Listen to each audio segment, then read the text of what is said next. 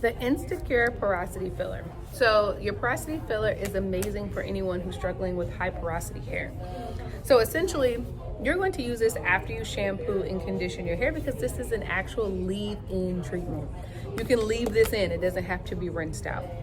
So you're going to shampoo, you're going to condition, and then on wet hair, you're going to spray this all throughout the hair, all throughout. And then you are going to style as usual, however you typically style. And unless you're getting a silk press, I would not do that. I would rinse this out. I would leave this in as a treatment, rinse it out, then go into your silk press.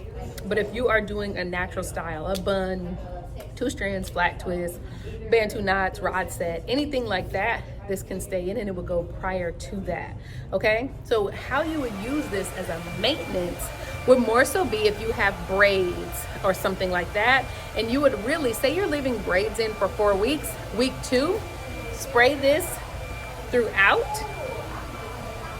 where your hair is, squeeze it in and squeeze a little bit of flourish over it, and you are good to go. And then do that again on the 2 weeks before you take them out, and it is amazing. Porosity fillers are great. Literally, you can use it after every shampoo and condition.